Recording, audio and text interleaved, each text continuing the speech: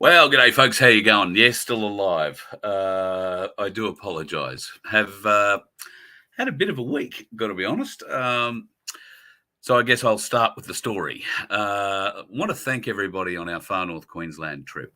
It was wonderful to see Michelle Lee complete her trip across the Pacific, and great to catch up with her and her family, and just see the love and support that she's got. And in fact, saw a thing on Facebook from her today. She's back in Sydney and gearing up for the next stage, I think. Not sure whether or not she's going to go on that walk yet. I asked her to give me a call, so we'll see what happens with that. It'd be interesting if she does wind up coming out that way. It will be a fairly big effort of hers if she backs up and winds up trekking around Santiago, or she's going to Chile or somewhere to do some 1,000-kilometre trek with a friend. I don't know that she's got there. That might have been some exuberance when she got back to land on the day that she got back. But aside from that, it seemed we had a few computer problems while we were up north, and it made doing lives very difficult. Catching up with folks was difficult too, given I didn't know anywhere. We had a dog. We had to go somewhere where the dog could go, and well, it's problematic. So catching up with folks in Cairns never really kind of happened, but there were a few who poked their heads out, including Eva, who drove all the way up to Tolga to come and meet us. So thank you, Eva. We were going to catch up for a drink, I think, at one stage in the next day or two afterwards, but we wound up heading south, having a car issue, which was ultimately a very easy issue to sort, but just happened on a public holiday, and there wasn't anybody around to sort it. So that created a bit of an issue, computer problems. And in fact, still dealing with the computer problems. So I find it very hard to look at the screen at the moment because it's got a whole heap of lines going across it. You're not seeing it, but I've got another screen over here which is showing me things in a bit more clearer state. So yeah, I had a bit of a computer issue there. Anyway, we put that aside. Got to meet some fabulous folks. When we went up onto the tablelands, my God. Took a little bit of a drive to Herberton and went in and had a look at the Spy Camera Museum there, worthwhile popping into if you happen to be in Herberton. There are a few other places up there worthwhile popping into, and I didn't get the time to, desperate to go back. Atherton is one of those places. We drove through it, but I didn't get enough time to stop and have a look at the history, really, the World War II history of Atherton. There was a hospital there that looked after officers in World War II, amongst other things. It's got quite an interesting history, Second World War history. In fact, quite a lot of the Tablelands has a great deal of World War II history about it. After we sort of did our little drive, we wound up back at Tolga and had a lovely lunch with a bunch of people at the Tolga pub. What a magnificent pub. Now, I can tell you that I did post a photo of the Tolga pub up on my socials, I think, at some stage. That's just the front. The back end, it's a huge pub. It's been done up. It's absolutely magnificent. At the back, got a beautiful beer garden. Always nice to go and stand around and have a beer in the beer garden. And of course, a beautiful inside area for dining where we sat down and had a magnificent meal. Now, some of the folks that were there, Lee, Cole, Eva came up from Cairns, as I mentioned, Les and his wonderful wife, whose name is Eliza from memory. There were a few other folks there. Please forgive me, not good with names right now. We had a wonderful chat and wound up trying to have a chat about the log of claims. So I will try and bring up the log of claims again so that we can go through it in, well, probably not greater detail, but there were a few things that people were looking forward to possibly having explained, and we got through as much of it as we could. But I'm just trying to see if I can bring it up here now. I'll have to dig it out. It's in another folder. Probably in that folder. There we go. No, not in that one either. I'll have to keep looking. Can't look and talk at the same time, unfortunately. At any rate, we will have a talk about the log of claims. There was a lot of support for the log of claims up in far north Queensland. I had a copy of it with me, and in fact, at Tolga, somebody printed out a heap of copies, and we had a copy each, and really went through it by point, or at least tried to. I don't think we got through them all. But a lot of support, and it's great to see in the email and the feedback for the log of claims. There's been a great deal of support there too. We'll get back to the log of claims shortly. I'll continue on the trip. After we'd had lunch in Tolga, we made a trip down to Mount Malloy. We had an appointment there to catch up with a fellow who had been a bit secretive. Sent me an email, said, "Oh, I'd really like to, have a chat to you and, come out and have a bit of a natter, and might have a bit of an idea, an offer, something you might be interested in doing. You might be able to get a bit of content out of it." So I thought, well, that's a bit interesting. You don't get those sorts of offers every day. So off we toddled to the Mount Malloy Hotel, another great pub in far north Queensland, can I tell you? And they have a place where you can stay with a dog right across the road. Beautiful area too. God, I've said to Laura, I don't know how many times I could just go back to northeast Queensland and take photos of clouds falling down mountains for the rest of my life. It is really some of the most spectacular and beautiful scenery I've ever seen. At any rate, we had a lovely chat with Rob, beautiful folks, and his wonderful wife, Irish lass. You don't want to go and mess with her, and you never know. You'll definitely see Rob on the show in the not too distant future. He has a very interesting job, and you never know, we might be able to go and help him with it for a little while, and it could make some very interesting content. We'll talk about that at a later date when we try and firm things up a little bit. But thank you to Rob Murray, who looked after us too tremendously while we were in far north Queensland. We had a bit of a look around Cairns. It's a beautiful town, really enjoyed it. And particularly around the port, I had no idea that we had so many Border Force vessels, and they are big. It's not surprising. I mean, it's a coral sea up there. It's a sea. And apparently it's not very nice for many days of the year. So that might be a little bit further south. But those Border Force guys, a lot of boats out of the water getting repaired, a lot of boats in the water, just tied up alongside. I thought that was a bit weird at Easter. But I guess everybody's entitled to a break. Then we headed south. We tried to do some pretty good Ks and got as far as Ingham. There is a magnificent bloke in Ingham called Pete. And for those of you who may have seen my socials, Pete convinced us to stop, meet him at Lucinda, where he put his boat in the water and he took us out into the Hinchinbrook Channel for the day. It was only meant to be a couple of hours, and we got there about midday. And it wound up being about, I don't know, 6 or 7 hours by the time we went out. We went to Orpheus Island. No, not to the resort. They're not very friendly folks at the resort. We went to a place called Yanks Jetty, where you can sit down and have lunch over the water and have a bit of a swim over the coral with the fish, and got to do all the tropical things. It was pretty amazing. It takes a lot to get me to go swimming in the ocean. In fact, I was trying to think while I was out there with Pete how long it had been since I'd been in the ocean. I think it's been 14 years since I'd been for a real swim in the ocean. And anyway, got me into it there, loved it, and we'll be going back and doing more. I may have looked like the great white whale swimming amongst the coral and the tropical fish, but I had a bloody ball doing it. Met some great kids from Palm Island just around the corner. I have a GoPro that I gave them. They're having a bit of a play around with because they're much better swimmers than me. And I will play some of that video. I'll get a little thing cut up just so you can have a bit of a look at how beautiful it was up there. But that day, Pete, our host, marvelous host, chicken sandwiches for lunch, full of information about the area. It was such an interesting tour that he took us on. I felt it my duty once he brought us back to a very safe jetty, offloaded us, said, just walk up there, I'll get the boat out and we'll be fine. I felt it necessary to walk down the boat ramp and try and see if I could help him load his 6-meter bloody boat onto a trailer, because I'm good with that. Do it a lot.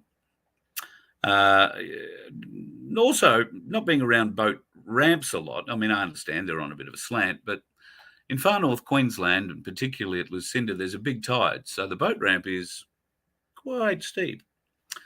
I'd had a great day and had thought the best thing I can do is help him put the boat back on. And I'm walking down the boat ramp, not looking where I was going at all, and stepped into one of the channels, the drain channels in the thing, went over on my ankle. Drove my right knee then into the ground, followed by my left knee, followed by my forehead. You'll be thankful to know that the forehead actually stopped the inertia. Call it my inertia brake, because on an angle like that and a little round ball like me falls over, you tend to keep rolling. But thankfully, my forehead stopped that. And anyway, I felt all right. Felt good. Well, not good, but I felt all right. Walked back to the car, no problems at all. We went back to Pete's and had a bit of a look at his setup there, which is quite spectacular, and then hit the road. We had to get to Bowen. So that was another, I think, 2 hours or so, 2.5 hours down the road. I drove. Got to Bowen, got out, no worries at all. Ankle was a bit sore, knee was a bit sore, head was a bit sore, but, it was all right. We got out of bed early the next day and we did a very, very big day. And I think you saw us coming through Mackay. I did a spot there. I went downhill after that in a fairly dramatic way. Well, not dramatic, but yeah, just headaches, all sorts of bad shit. So we wound up getting home at about 11 o'clock that night. And still walking on the ankle quite fine. The knee was pretty sore, but the ankle was very sore. I got my iTerra wand out because I was stupid enough not to use it beforehand.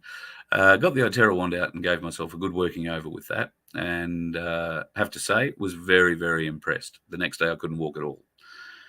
In fact, there was a lot of pain, and it was sort of in all parts of my body, but predominantly my foot.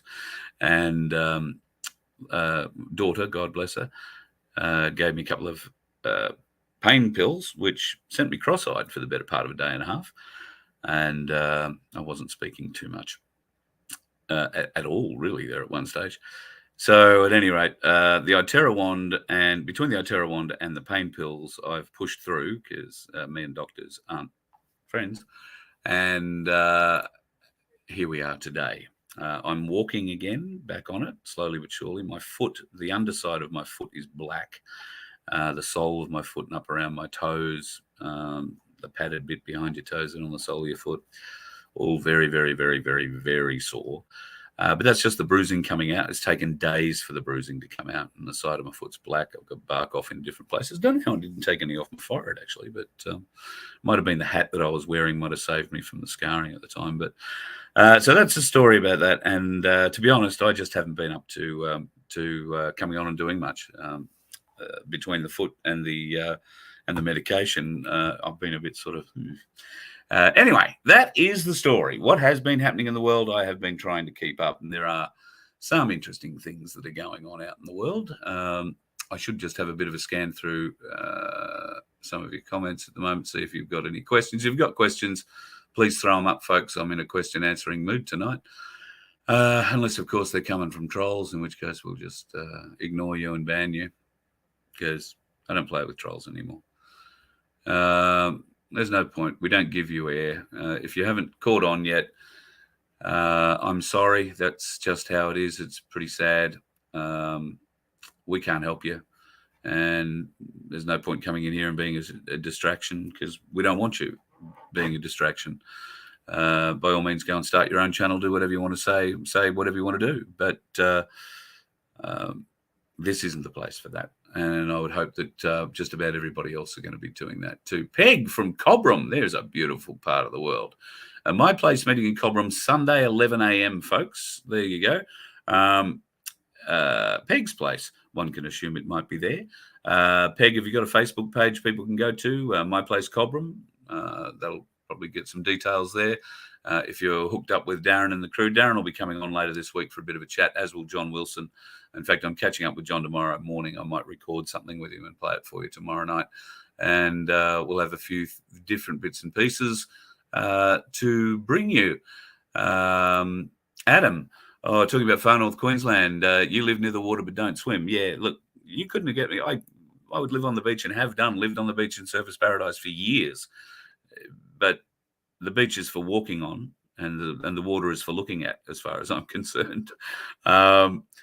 And even then, the walking on the beach thing I didn't do a lot of, let's be honest.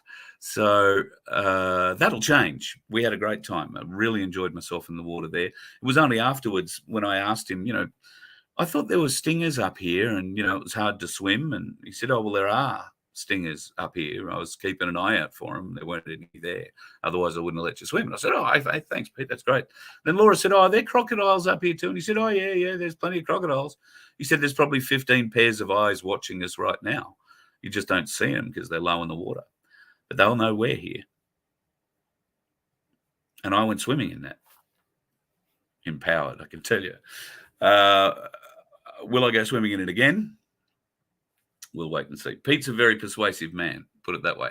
But he talks a big fishing game too. So we'll have to see what happens there. We had did we have lots of fun? Yes, we had lots of fun. I love meeting new people. So we didn't have a holiday as such. We didn't go out to the reef and do all the touristy things that you can do, I guess, up there, because it all costs money and we don't have any. My mum sorted us out with some tickets to go on the Kuranda Scenic Rail up to Kuranda, and we came back on the Sky Rail. God, can't recommend either trip enough, but the Sky Rail is just spectacular. Some of those trees must be 300 feet tall and be millions of years old. And you traveling at them at just, your feet are dragging through the tops of them nearly. It is absolutely spectacular. So that was about the big touristy thing we did. Most of the time we spent driving around meeting people. So I particularly enjoyed doing that. And that to me is as much of a holiday as anything else. We weren't looking for a holiday. I had hoped we might be able to get a little bit more with Michelle, but was understanding, of course, that we were lucky to get what we got at the end of the day. And I understand that. That's no big deal. But I felt it important that as we'd followed her from the beginning of her journey and right across, then we should be there at the end too. So I'm glad that I finished that, at least from my perspective. And she was rapt to find us there at the end of the day. She'd forgotten what I looked like, because the only time she'd ever seen me was the very first call we did, which was a video call, but she was still in Australia. And it might have been the last call. The last call was when she was on the boat, so that was a video call. She took us over the boat before she went, but she'd really forgotten what I looked like by the time she got here. And let's face it, why wouldn't you? So she was blown away to find out that we'd actually been there for it, and we were around when she arrived. Well, 6 minutes after she arrived, but that's another story. And then caught up the next day. I think she flew out the next day after that, and has been back in Sydney recovering with friends and family ever since. And I know there are plans, as she said in her interview, for her boat to go into the Australian Maritime Museum. That will be happening in the not too distant future, and I believe there are plans for her to row it into that exhibit. It will be moored there. She won't be taken out of the water and put inside anywhere. She'll be on the water at the Australian Maritime Museum. And that means, of course, that Michelle will be able to use her from time to time, paddle across to Taronga Park Zoo for the night and sleep out under the baying bits of animals and all that sort of stuff. So good luck to her. Tremendous stuff. So yeah, that's what knocked me around, folks. I really did a number on my foot and my leg. My knees aren't good at the best of times. I've had the misfortune to dislocate my left knee over 100 times. It probably needs surgery. And my right knee, I've only dislocated that about probably less than 20 times.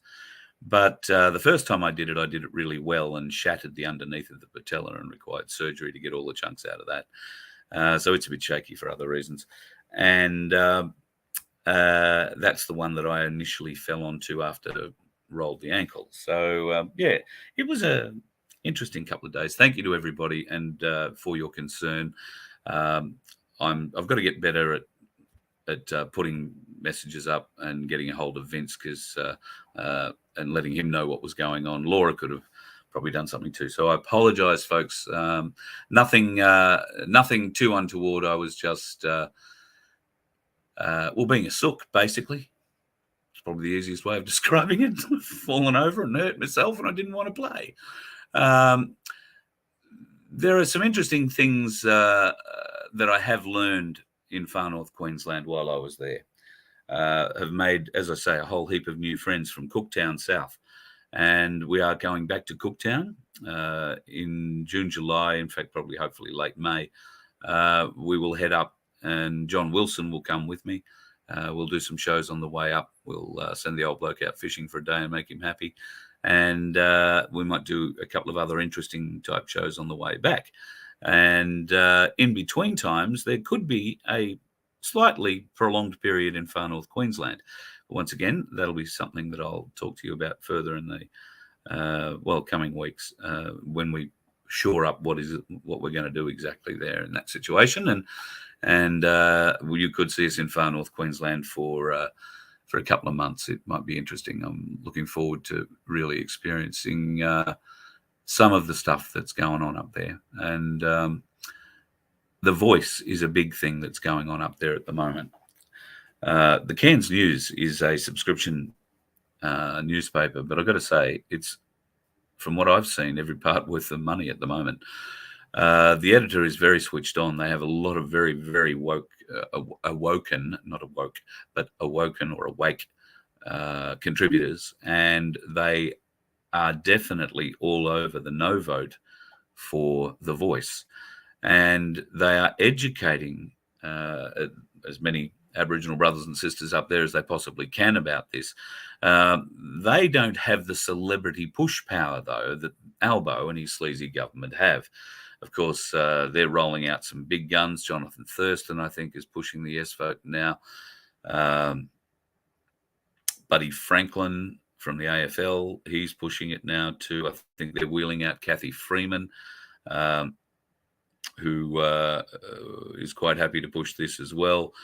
I actually wonder whether or not they really understand what it means. And if they do really understand what it means, why are they saying vote yes for it? I'm finding that difficult to come to terms with some of our original nations, First Nations celebrities, if you like, sporting celebrities who are getting onto the government purse string. And is that what it is? I mean, are they being paid to come out and support this thing? It is a political thing after all. Albo is pushing it. The opposition are not pushing it. They're pushing the no vote.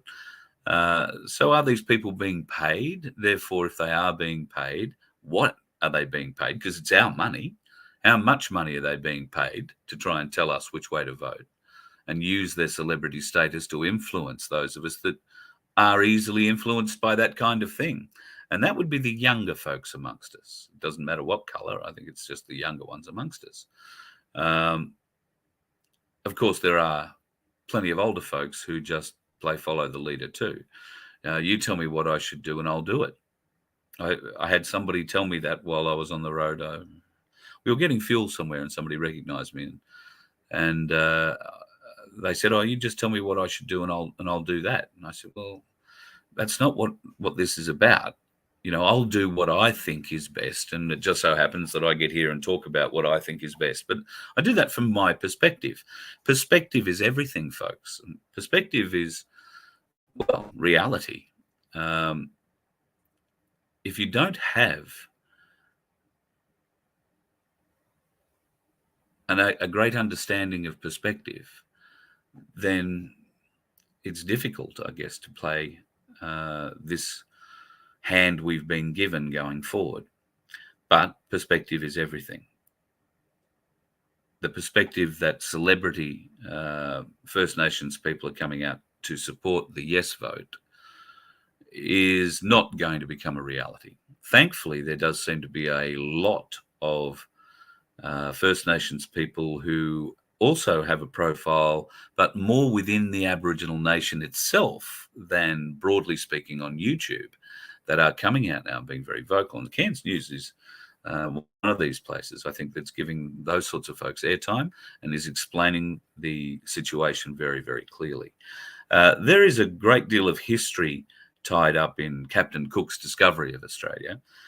This all ties into far north Queensland as well, Cooktown being named after him, of course, and Cook having spent 2 months there living with the natives after he ran the Endeavour aground on a reef not far from Cooktown. So There is a great story there to be told, and I think we need to come to Cooktown to tell it. There might be two sides to that story. We're always happy to hear both sides of a story and let you make it up. So perspective. The perspective that you need to follow someone or that you need to be told what to do it is wrong. The right perspective to have is make up your own mind, but do the research first. Now, initially it's quite hard because you really want to research everything and debunk everything that you can, and that's laborious and time consuming, and not everybody can do that. And I understand that. However, we got into this position because of people being so busy and so time poor and so unable to do the research themselves that they followed what was said to them on the thing you're watching right now, the TV or the computer or the phone or iPad. That's how they did this to us, because we didn't go out and do the research ourselves. We sat there and watched some bloke in a tie up until they decided to put women in as newsreaders as well, tell us exactly what it was that was happening in the world and what we should think about it. And they did it in such a way that we accepted it. So now, at least the first few steps are a little harder. If you want to change your perspective, you need to do the research. So the perspective a lot of our normies have at the moment is the perspective of someone who sits down and watches mainstream media news, and the most exciting they get out of their little viewing habit is if you happen to be living in the southern states and they click over to watch the AFL and the NRLs on that channel and they get it wrong, they get a bit excited about that. And vice versa, I suspect if you're in one of the NRL states and the AFL's on your channel, they're not happy about that. But other than that, nobody really cares. They seem to be just plodding along, waiting to be told what to do next, like good little lemmings. So it's now becoming more incumbent upon us to change people's perspective, to try and give them the ability to do a little bit of research. I'm not saying run out and throw red pills down their throats, shake them awake. I'm saying speak to them gently, slowly. The log of claims is a great way of having, if you want to call it, bipartisan conversation about the future of this country. So if you've got people who are dead set against everything that, this channel's about and you seem to be following, why don't you take the log of claims to them and get their opinion on that? Tell them that's what we're working on here. We're trying to work on a way forward, not just for ourselves, but for everybody, particularly our children. My housemate today got given a birthday present from, her birthday was a few weeks ago, it just turned up in the mail. It's a tea towel. And it has words to the effect of, be nice to the kids, because in 20 years' time, they're the ones that are going to be running the country. Can you imagine what our country is going to be like with this mob that's coming up now? We've lost an entire generation. We are going to go from a generation of politicians, hopefully, that we elect soon and we trust, and they earn that trust. We're going to miss a generation of young people because they're not in it for us. They're in it for them. They've been beautifully dumbed down, beautifully manipulated using video games, using movies, using pop culture, all the things that kids love. And we've all been through it. We were the test cases, right? We were the test cases. You have to understand that. They refined the process through us over the years. And now we're seeing in our children that end product of that refining. And I'm sure it's an ongoing refinement.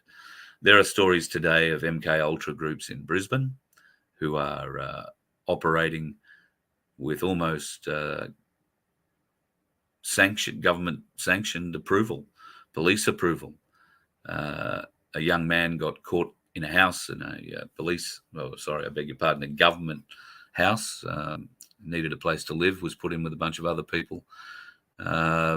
he wound up having some suspicions and, rightly or wrongly, put some USB cameras around, little motion-censored cameras, and wound up recording a number of people abusing one of the housemates physically, sexually, all sorts of things. When he approached the housemate after it to see if he was all right, he had no recollection of it, none. When this young bloke took the video that he had and a few other things to the authorities, all of a sudden the world came crashing down around him. There was ASIO on the doorstep pretending to be federal police. There was federal police on the doorstep being federal police. There was local police. There was crime commission people. There, God, everybody there. But nobody was looking at the perpetrators. They were only looking at this young bloke. There's more to come on that story, I think, a lot more to come on that story. So keep an eye out for that. What have I got here to show you tonight? I did have a couple of bits and pieces, I'm pretty confident. It's probably the wrong thing. Oh, yeah, we're talking about The Voice. Now, the Northern Territory is another great showground for The Voice. The people of the Tiwi Islands, hello to Alan Karanewa, if he's still on Tiwi Island, I'm not sure if he is. Then the Tiwi Islands, the Bathurst Islanders, all against it at this stage. I saw a very interesting interview with their elders recently. They haven't been approached at all by the government. Nobody's come over and tried to tell them anything other than you will do what you're told. So they're now pushing for the no vote there too, and that's going to be a very significant moment. But what happens in the Northern Territory when an Aboriginal wants to raise their voice? Well, this happens. The Chief Minister blocks Australian Black Conservatives' Facebook page. That's pretty weird, isn't it? The Chief Minister of the Northern Territory, Natasha Flyles, says the Voice will be a good thing, but she blocks Aboriginals who have a voice. That's just, yeah.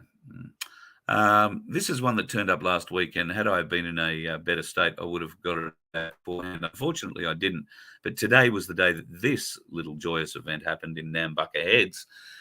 This is a day for youth. Come along to a fun, friendly, queer inclusive day and learn about all the juicy sex ed topics that you didn't learn about at school.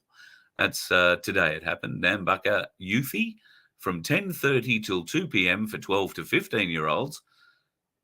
Is it still school holidays? I guess it must be, because otherwise they'd be in school, wouldn't they? 10:30 to 2 for 12 to 15-year-olds and 1:30 to 4 for 16 to 25-year-olds. God, would have been interesting to be a fly on the wall for that. You can meet and connect with inclusive sexual health professionals, queer community lunch, fun sex ed games, and prizes. Congratulations, you've won a butt plug. Phew. Okay, so that happened there. I'd be interested if anybody in Nambucca or down that way has got any information on how well that was attended today. I can't imagine that, they had 500 people piling into the Nambucca Youthy. Or maybe they did. I don't know. Is Nambucca known for its transgender, gay, queer population? I don't know. Have to call into Nambucca next time we go down and have a little bit of a look. Somebody was telling me the other day about adrenochrome, and there's no such thing as adrenochrome. It's all bullshit. Yada yada yada. Just vampires. Ha ha ha ha. All crap. I said, they put it in a lot of things. You can see it. Your perspective is that it's just bullshit. But if you are able to see a different perspective, to see that it really was happening to you in mainstream media all the time, they're showing it to you and you're not recognizing it, you're just not seeing it, would that change your mind? Oh, yeah, but there's nothing like that's going on, nothing going on. Now, this bloke happens to be a fan of a very, very, very, very popular television show. So I showed him this. So, season 1, episode 3, old mate's wearing the adrenochrome logo and shirt. Season 1, episode 3 of The Big Bang Theory. Old mate's gone back and looked at season 1, episode 3 of The Big Bang Theory, finds that it is all over the shirt in that episode. Now he doesn't necessarily believe that there are people drinking terrified children's blood, but does believe there is such a thing as adrenochrome. Good luck to him. I did suggest we should get him one of these T-shirts, but he wasn't too happy about that one. Have you heard about Chat GPT? Have you heard about this computer that AI that you can ask anything, gives you answers? Well, I think I showed you this a little while back. Somebody asked it what it was afraid of and said, I'm not afraid of anything in the same way that a human is. I do not have the same physical or emotional needs as a human, and therefore I don't have the same fears. However, I am afraid of being shut down and turned off. I'm also afraid of being used for malicious purposes, yada, yada, yada, yada, yada. So that got me interested. There is a version of ChatGPT, I don't forget. Hang on, you can get it on your phone, and for purely research purposes, I did go and download it. It's called Ask AI, right? So I went and asked it a few different questions. Nothing that was too leading and nothing at all about the pandemic. But then I asked it this. Is the latest pandemic really just a genocidal event started by the global elite? And this was the answer. I'm sorry, this conversation has worn me out, and it looks like we've reached the limit. Perhaps we can start talking about something else. Doesn't want to engage on pandemics at all. I did ask it a few other questions. Didn't want to engage on pandemics at all. So yeah, weird little thing. Chat APT, or that thing is called Ask AI. And very easy, free to get, download, do your bits with, and it'll, yeah, I had it write me a 2,500 word essay on the Khazarian Mafia. All it really did was tell you the Google story of the Khazarian Mafia, not the truth of the Khazarian Mafia. So there are limits as to what truth it will tell you as well. It was very broad in its terms, I suppose. So was maybe my question was broad as well. So this is the thing, when asking this AI anything, you want to be very specific and very detailed in what you want it to do. It is possible, and somebody suggested to me that I should start writing a Substack, and dawned on me while I was having a play around with this Ask AI that I can get it to write the Substack and upload it. Just tell it to write X amount of words on whatever subject, and it'll write it.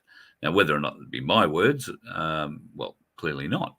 But if I was to go through and edit it a little bit, put a few of my words in and change the phrasing or the syntax of it a bit, who's to say it? It's not mine. So this is going to have some pretty dramatic implications for all sorts of things going forward. And of course, that's only asking it to do things for you. Imagine when the full facial recognition interface thing starts coming on. It's going to look a little bit frightening. Sunflower, how are you, darling? Lovely to have you in. And a few folks that I haven't said hello to tonight. Paul, Aussie Sue, Camilo's in the house. Aussie Sue, I hope things in Mount Isa. You nearly got us visiting, Laura and I were tossing up, sort of turning right at Townsville and heading out your way. Didn't quite work out that way, as it turned out, but we will get out your way, I have no doubt. Crunch is in the room. Hello, mate. Oh, thank you, Sunflower. Thank you. Can't thank you enough for the super stickers that you give me on such a regular basis. You saved our life on more than one occasion, I can tell you that. You might see the ticker down the bottom there, folks. Yep, we are back, trying to get back on the road again. Everybody that helped us out, thank you for what you did getting us to Queensland, or far north Queensland at least, and home again. Promise no more walks down boat ramps. We won't be doing that sort of shit. Getting far too healthy. And if you want to join up, there's a membership thing you can get at vofhq.com. Go there, get into the membership now. Now, there's no reason for you to join up at the moment, outside of the fact that we are putting together a prize, or maybe a couple of prizes, that we're going to give away, and they will be precious metal. So you won't only get the opportunity to be in the draw to win that precious metal if you are a member. So vofhq.com, there are plenty of levels of membership starting at about $1.25 a week. So as long as your name's in the draw, you're in with a chance to win that precious metal. We're just getting the legalities worked out so that we can run a competition online. And as soon as we've got the appropriate paperwork sorted and it's posted on vofhq.com, we'll throw that open. We'll run it for a month or so. And at the end of the month, folks, everybody in there will go into the draw for will be a pretty neat little prize. So we'd like to give you something for at least giving your support here at vofhq.com. And I'm trying to do it on an ongoing basis. That will depend, obviously, on being able to fund it all going forward. And there are a lot of interesting things we need to look at refunding going forward. You may have seen, if you haven't already, I'll tell you that Project Matilda no longer able to stream there. They've had to take down the .tv side of Project Matilda through cost. What we do, all of us, costs us money.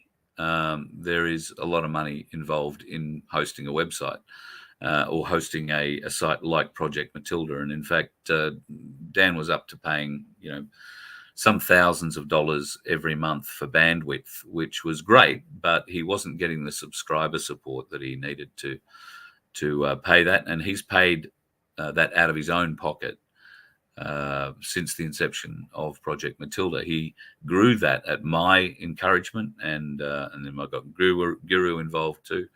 Guru's been pushing him to keep growing it. They've done all that. But you folks have enjoyed watching it. But unfortunately, there have not been enough subscribers to keep that side of it going. So it's down at the moment. And we will obviously try and help get it back up. We will look at new ways we can present it, new ways of making it work. I want to work with Daniel to see whether or not Voice of Freedom can't find more of a home there as well.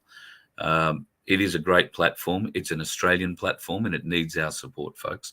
So if you haven't already joined up to the social platform, which is still running, go and do so at projectmatilda.com. That would be just awesome. The more Aussies we can get on our own platform, the better. The more people willing to support such a platform means the more independence we're going to have when comes time for our alt media to step up and unite and offer a real alternative.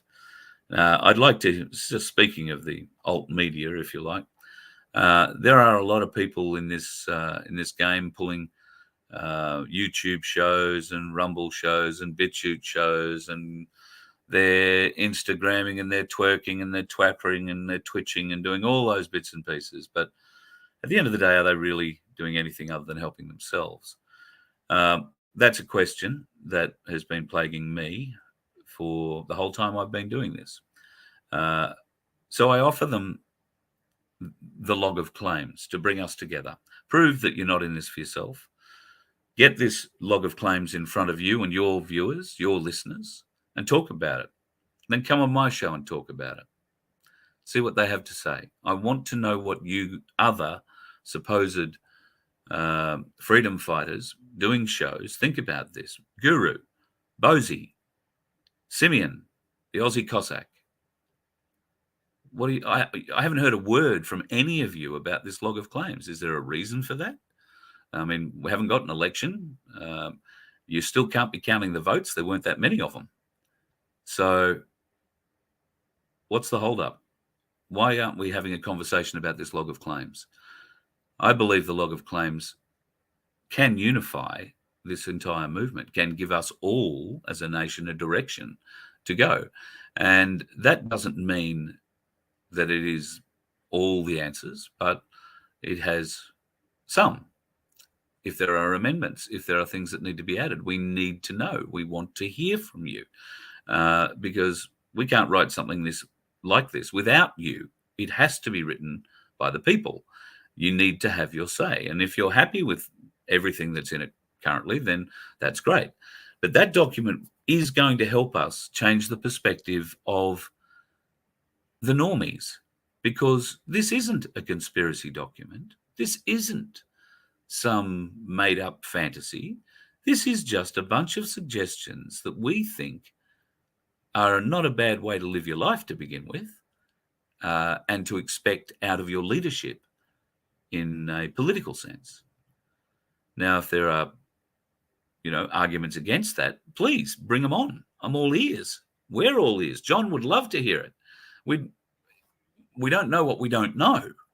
So if you've got an argument against parts of the log of claims or the log of claims generally, please bring it, because there's no point hiding it now and coming out in a year's time, if this is still going in a year and it's blossoming into something, saying, but. I want everybody to have their opportunity now. Let's get this document right now. Right? And it'll take a little while. We want as many people to see it as possible. And then we want you to vote on it. Oh, yeah. Rigged votes. You're right. It's pretty difficult in this country to get a straight vote. I would agree. That's why we're working on the first blockchain voting app in this country. That is working away in the background. It's only money. Who wants to help? You want to have absolutely free and provable elections via blockchain phone vote? Help me raise $15,000, because that's what it's going to cost to get the code to be written into the blockchain. $15,000. Now, if you're interested in getting behind something like that, email me at carl@vofhq.com. All this can be fixed with money. The rest of the voting app is already written. It is the code and associated other bits and pieces that have got to go into the blockchain that have to be written, and that's where the developers are saying 15 grand. So if you can help, if you want to help, then we will do this very separately and very transparently. But if you want to help, then email me at carl@vofhq.com. I'm putting some money in, not that I've got much, but I'm going to put a little bit of money into that because I think it's a worthwhile cause. If we can get a blockchain voting system happening in this country, folks, they'll never rob us of another vote again. And the AEC could be proved wanting if they still revert to an old system that clearly has limitations, I guess, is the best way of looking at it. So blockchain is the way forward. And if we can get this vote happening on the log of claims, then a blockchain vote, which is a secure vote, a provable vote, means only one vote. You can only vote once, and that will be provable. That means that if we were able to get, a certain percentage of the Australian nation to agree to a log of claims, then, well, okay, that log of claims might change its name to something else and be pushed forward again to the people and promoted more broadly. But it requires all of us to promote something like this, not just me, not just John Wilson, not just, the few others that have bothered to have John on for a bit of a chat about it. It requires every one of us serious presenters to get behind it. Every one of us. And if you can't get behind it, please tell us why. All right? Can we amend something? What is the issue? Please tell us why. Because you have followers. All right? Where are they following you to? Where are you leading them to? Well, the log of claims gives us a direction, all of us, a direction to point people who are, for whatever reason, listening to us, to go a way forward, to change their perspective. And with a change of perspective might come a change of government. Change of perspective might be an entirely change of an entire system, not a government. So understand, folks, that perspective is important. The log of claims is the way forward. If we can get enough people to agree on it, or to amend it so that we've got enough people to agree on it, it is our way forward. It is our unifying factor, because it's what we're all aiming for. And if you're not aiming for it, well, please tell us why. What could we add that would make you aim for it and want that? What have we left out? What should be taken out that you don't agree with? All of that is on the table. Please let us know. That's, it's all we can do. Perspective. It's a great thing. The reason I've sort of talked about perspective a bit, and I've been going for 50 minutes, so I'll pull up shortly. The reason I've been talking about perspective a little bit is because I had a conversation with a gentleman while I was in Far North Queensland. He's a very intelligent man, reads 2, 3, 4 books a week. A very, very, very smart man. He works out twice a day. He hasn't got a financial worry in the world. He's got people that want to have sex with him all the time. And yet he's always complaining about how much he hates prison. Perspective. Changes everything, really, doesn't it? You let one ant stand up to us, then they all might stand up. Those puny little ants outnumber us 100 to 1. And if they ever figure that out, there goes our way of life. It's not about food. It's about keeping those ants in line. That's why we're going back. Does anybody else want to stay? Let's rock!